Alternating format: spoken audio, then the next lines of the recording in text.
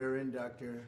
Mehmet Oz as the next administrator of the Centers for Medicine and Medicaid Services, which is a big deal. Congratulations to Dr. Oz and his beautiful wife Lisa and their friends and family on this really incredible achievement. Come a long way. It's amazing. Dr. Oz comes to this position as one of the nation's most talented and beloved medical professionals. He graduated from Harvard University. Harvard. Well, how convenient. Should we talk about Harvard? Before obtaining his MD at the University of Pennsylvania School of Medicine, a great one, and really some amazing education while also earning an MBA from the wonderful Wharton School of Business. He completed his medical residency at the world-renowned New York Presbyterian Columbia University Medical Center. Dr. Oz then had a sterling medical career in which he became an internationally acclaimed heart and lung surgeon, highly respected. He served as director of the Cardiovascular Institute and Integrative Medicine program at New York Presbyterian, and as a longtime professor at Columbia University's College of Physicians and Surgeons. Boy, oh boy, Doctor, I thought he just did a show. I only know the show. You know why I know the show? Because he said, I'm a little overweight, I should lose some weight. I did a show, and that's what I got out of it. That was not good, but I'm looking at all of this other. This is very impressive. Dr. Oz authored more than 400 contributions to academic and scientific publications and holds several patents for technologies that revolutionize cardiovascular surgery. And Dr. Oz later translated his experience into an extraordinarily successful television career, making him one of the most trusted voices on healthcare. And he also got very high ratings, I can tell you that. He did great with the television thing. As CMS Administrator, Dr. Oz will work tirelessly to strengthen and protect Medicare for our nation's seniors and Medicaid for the needy. Just as I promised, there will be no cuts. We're not going to have any cuts. We're going to have only help. Dr. Oz will work to improve the quality of care for decades to come, and he'll ensure that criminals, fraudsters, and illegal aliens are not permitted to rob America's seniors. They are trying, but they're not going to get away with it. He will also work alongside Secretary of Health and Human Services Robert F. Kennedy Jr. I've heard of him. He's a pretty famous guy. He's doing a great job, too, to address the crisis of chronic illness and to make America healthy again. So I want to just thank Dr. Oz, and because this is a big commitment he's making. He has a lot of options, and this is a big, big commitment. And I want to congratulate you and your family on really an amazing life, and I think this is going to be by far the most important part of an already incredible life. So thank you very much. God bless you. Congratulations, it's amazing. Congratulations. Wow, what a job, huh? Yeah. Are you ready, Bobby? Sure. Let's do it. You put your hand on the Bible, your left hand, and raise your right hand. And repeat after me. I, Mehmet Oz, do solemnly swear I, Mehmet Oz, do solemnly swear that I will support and defend the Constitution of the United States that I will support and defend the Constitution of the United States against all enemies, foreign and domestic, against all enemies, foreign and domestic, that I will bear true faith and allegiance to the same, that I will bear true faith and allegiance to the same, that I take this obligation freely that I take this obligation freely, without any mental reservation without any mental reservation or purpose of evasion, or purpose of evasion, and that I will well and faithfully and that I will well and faithfully discharge the duties of the office on which I am about to enter. discharge the duties of the office upon I'm about to enter. So help me God. So help me God. God bless you. Congratulations. Thank you, brother.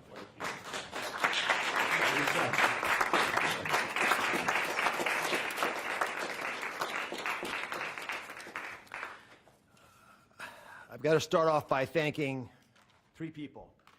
Mr. President, thank you very much.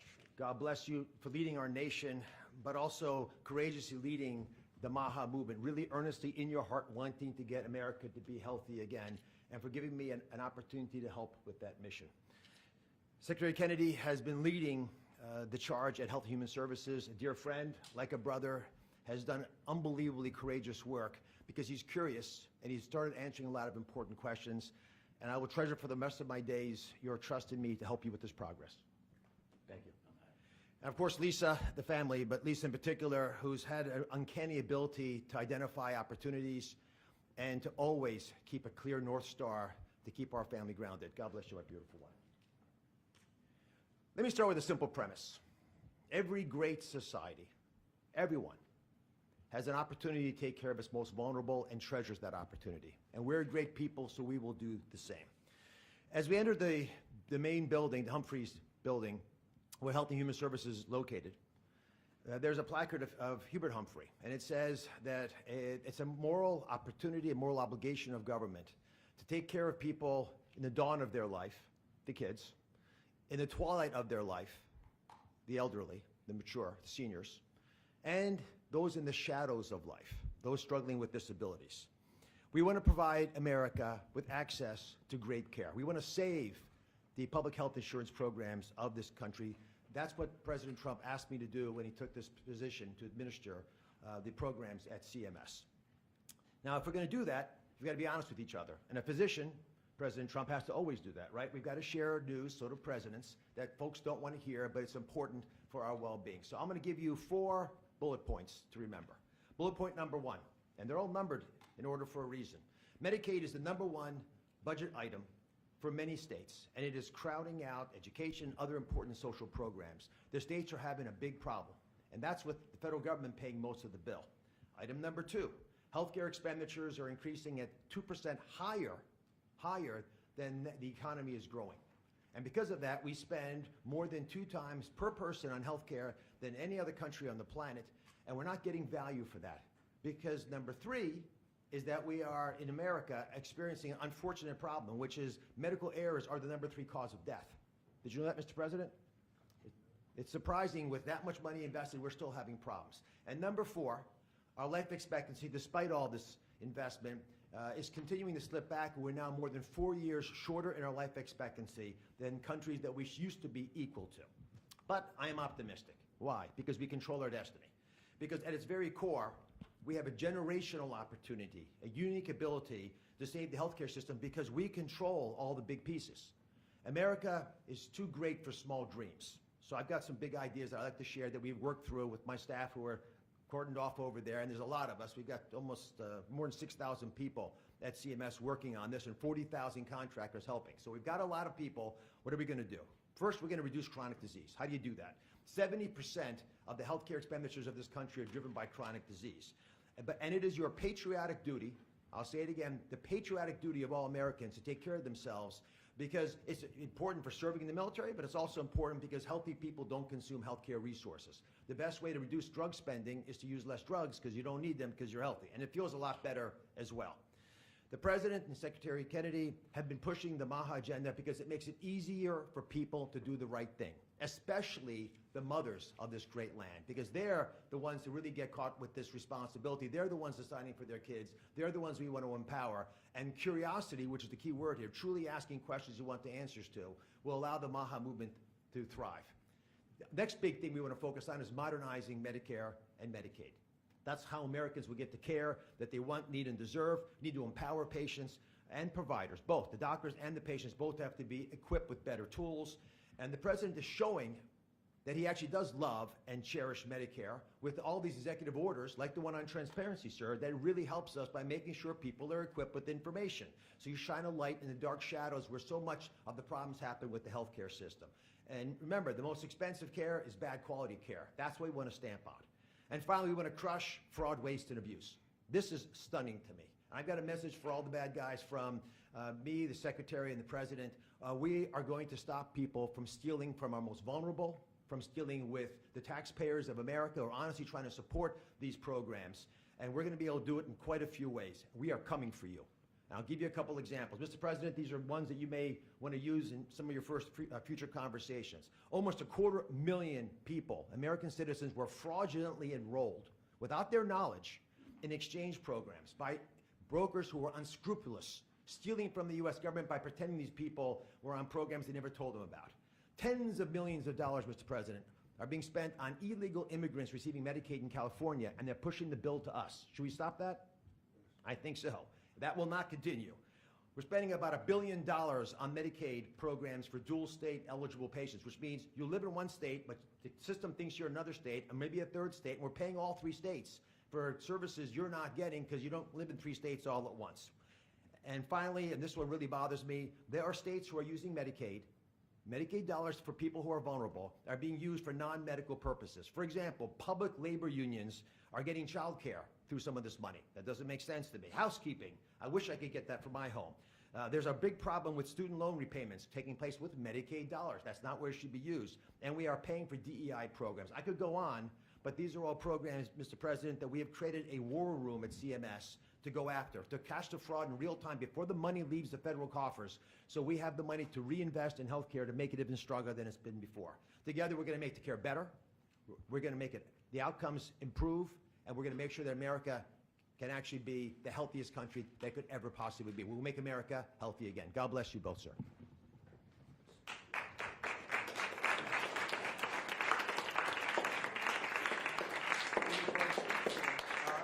Any questions for us? Okay. Any Sir, Mr. President, Marco Rubio said, Wait, easy. Go ahead. Secretary Rubio said that the U.S. will have to figure out whether a deal can be done between Russia and Ukraine in a matter of days, or you will just move on. Yeah, very short. How many days is that? No specific number of days, but quickly, we want to get it done. We're talking about here, people dying. We're talking about over there, people are dying also, like on average 2,500 young people, soldiers. They're not from America, they're not from anywhere else other than Ukraine and Russia, but we want to save these lives. So it's 2,500 a week are being killed in battle. It's a vicious battle with the best equipment, the best everything, and it is brutal. 2,500 young people a week. Some of them not so young, actually. They're getting older. They're getting older by the month. But 2,500 a week, and we're going to get it stopped ideally. Now, if for some reason one of the two parties makes it very difficult, we're just going to say you're foolish, you're fools, you're horrible people, and we're going to just take a pass. But hopefully we won't have to do that. And Marco's right in saying it. We want to see it end. Think of it. Every day, a lot of people are being killed, as we talk about, as they play games. So we're not gonna take that, and we'll see. I think we have a good chance of solving the problem, however. Yeah. Are you prepared to walk away completely from these efforts and these talks? Well, I don't want to say that, but we want to see it end. We want to see it end, yeah. Is Vladimir Putin stalling, in your view, Mr. President? I hope not. I'm going to let you know about that soon if he is, but I hope not. He's got a big force out there, big force. It's a war that should have never happened. It would have never happened if I was president. That's a war, and it didn't happen for 4 years. That's a war that should have never happened. October 7th, Israel would have never happened. Iran was broke, and now we'll see what happens with Iran. We have a lot of them out there. We have a lot of things that we're working on right now that shouldn't have happened. None of it. Ukraine would have never happened with Russia. October 7th would have never happened, so you wouldn't have had all the problems in the Middle East. The Afghanistan embarrassment, probably the most embarrassing day in the history of our country, would have never happened. Inflation would have never happened. By the way, prices are down. Groceries are down. Eggs, which you hit me so hard, I'll never forget the first week in office, they were screaming at me about eggs. I said, what's going on with eggs? They were doubling and tripling. I said, I just got here. They were up like double, triple, and you couldn't get any. They said, you won't have eggs for Easter. Well, you can have all the eggs you want. I'll tell you, Brooke Rollins, Secretary of Agriculture, did a great job. And the egg prices are down 87%. But nobody talks about that. You can have all the eggs you want. We have too many eggs. In fact, if anything, the prices are getting too low. Mr. President, So I just want to let you know, prices are down. Gasoline yesterday in 3 states hit $1.98 a gallon. And it looks like it's at a level that it hasn't seen since my days, my 4 years. So it's about I'd say maybe, I think we're going to be averaging $2.25 very soon. So I just want to let you know, though, because I keep hearing about prices and inflation. Prices are coming down, not going up. Only the fake news says they're going up. The only thing that's even are interest rates. And if we had a Fed chairman that understood what he was doing, interest rates would be coming down too. He should bring them down. Yeah, please. Mr. President, what do you need to see from both sides in order to keep negotiations going? What do you want to see from Russia and Ukraine? I have to see, my whole life has been one big negotiation, and I know when people are playing us, and I know when they're not, and I have to see an enthusiasm to want to end it. And I think I see that enthusiasm. I think I see it from both sides. Do you think Russia's But you're playing going to you? know soon. Do you think Russia's playing you? No, nobody's playing me. I'm trying to help. You know, this was Biden's war, by the way. By me getting involved, you know, they'll say, oh, it's Trump. This is not Trump's war. This is Biden. This is a war that should have never happened. Okay? Think of it. Those cities are crushed and crashed, and all those beautiful steeples, the most beautiful in the world, actually considered the most beautiful in the world, most of them are now smashed to smithereens, as they say, and lying on the ground in a million pieces. Those towns are crushed, the whole place. It's so horrible. And millions of people are dead, far more than you think. That's one thing you're going to get out of this war. You're going to find out that your estimates are far lower than, it's far worse than people think. Nobody's playing anybody. We are going to see if we can get it done. I think we have a really good chance of getting it done, and it's coming to a head right now. If you It's do not Iran. It's not Iran. continue to Would support you- Ukraine militarily, Say it. if you do decide to move on or take a pass, Mr. President, would you then continue to support Ukraine militarily? Well, I'm not going to say that because I think we're going to get it done. On Iran, having Iran speak. There's a group of Venezuelan men down in Texas who have been alerted that they are soon going to be deported under the Alien Enemies Act. Have you authorized that operation, I and don't know where are they about going the to go? group you're talking about, but if they're bad people, I would certainly authorize it, yeah. You know, I won an election in a landslide. We won all 7 swing states. We won by millions of votes. We won 2,750 districts to 505 districts. 2,750 to 505. That's why the map, when you look at it, is all red. And one of the biggest reason, I think the biggest single reason, actually, I'd like to say it's because of this, because I think they're going to come up with things that are incredible, but probably the biggest reason was because of the border and because of illegal immigration. And the people of this country want those people out. Because what Biden did, and I don't know if he did it, I'm not even sure he knows what the hell he was doing, but what his people did, representing him, was allow millions and millions of people from jails, from prisons all over the world, people from mental institutions and insane asylums, gang members, drug dealers, pouring into our place. And you know what? Our people voted for me to get them out. They want them out. They want them out. And we've done a hell of a job. And by the way, Ecuador and various places, but El Salvador, we've been helped by a lot of other states where they're helping us, actually. Because you couldn't, look, what this man was thinking when they allowed open borders and people to come in, if you look at Venezuela, their crime is down by 72%. You know why? They took all their criminals off the street. They took all their prisoners from jail. They took murders. 11,088 murderers were released into our country. Bad things are going to happen.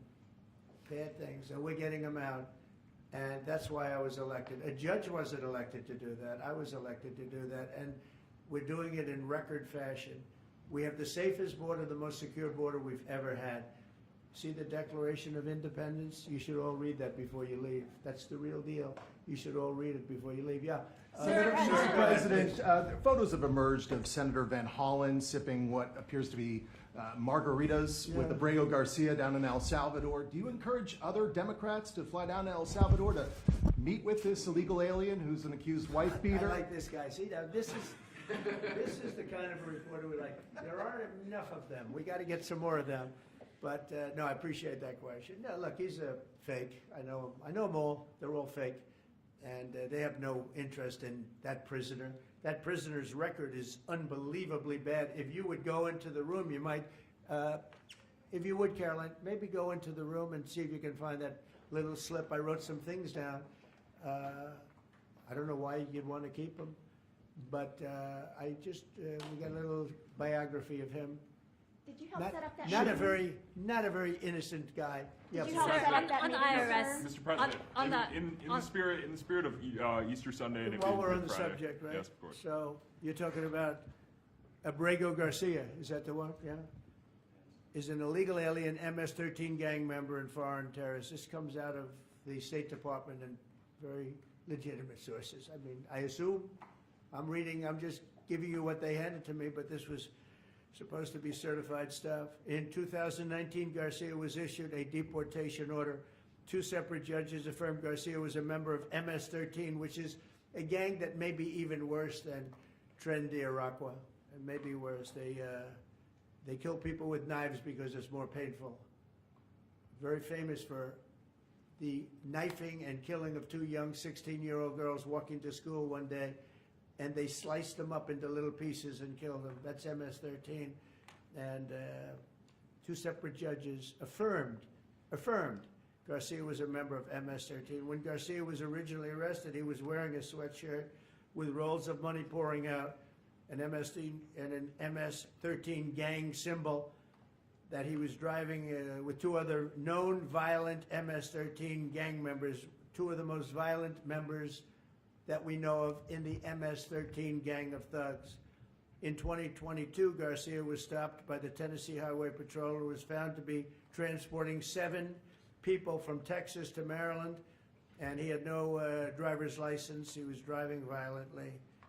In 2020 and 2021, Garcia's wife filed for a protective order from him and said he was violent and abusive and really scary, including allegations that he punched and scratched her on the eye, left her bleeding after throwing her laptop on the floor at her, ripped her shirt, and ripped off her shorts.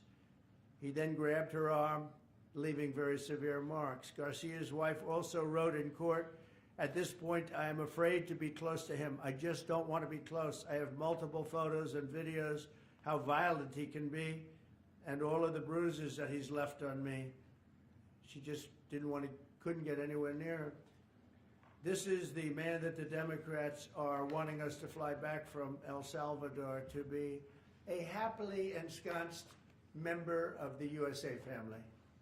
Isn't it a shame? And by the way, I've been hit pretty hard by fake shows, fake news, MSDNC in particular, where they talk about how evil I am, that this man would be thrown out of our country. This man is according to certified statements that we get, is a very violent person. And they want this man to be brought back into our country where he can be free and to stay as a happily Maryland, they call him the Maryland man. He's a Maryland father. No, this is a violent person. Who they don't talk about is that wonderful angel mom who lost her daughter, who had 5 beautiful children, and she was killed violently.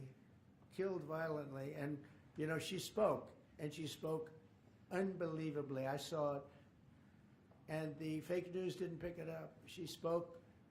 She was in tears. She's devastated. Her life is, essentially, she's told me her life is like over. But there was I think no stories. Isn't that true? No stories. Yes, sir. 0 stories. It was the most emotional thing. Everybody that watched it, they couldn't believe it. The fake news refused to put it up. So it's very sad. And yet they talk about this guy like he's an angel. See the angel up there? They think he's like that, like a little angel. Do you Sir, encourage also, other Democrats to visit? Would you be open to It has letting no Iran? impact the way she let it. No impact. It's just like unbalanced. Would you do that? Go ahead. What I would Sir, do. on Iran, would you be open to letting Iran Say that. keep some kind of civil nuclear program? No Or would impact the entire whatsoever. program need to be dismantled? I'm for stopping Iran very simply from having a nuclear weapon. They can't have a nuclear So weapon. the I entire want program Iran dismantled? to be great and prosperous and terrific. I stopped them once they were broke and they didn't have any money for Hamas. They didn't have any money for Hezbollah. There wouldn't have been an October 7th disaster. They were broke. They had no money. and they weren't spending it to terrorist organizations because they had none. When Biden came in, he took all the sanctions off. China wasn't allowed to buy. I said, if you buy, because they're their biggest customer, I said, you buy 1 barrel of oil, just 1 barrel of oil from Iran, and you can't do business in the United States. And by the way, we have nice conversations going with China just to intercede, you know. It's like really very good. But Have you spoken with Xi? with Iran, they can't have a nuclear weapon, and if they have a nuclear weapon, you'll all be very unhappy. You'll all be very unhappy. Have you 'cause spoken with Xi? Your Who life, is leading your those life trade will be in talks? great danger. Yeah. Mr. President. Yeah. Press out, everybody out. Press out. Leave everything, guys. You want to? Yeah, we're gonna. You guys leave, everybody else. Leaving everything?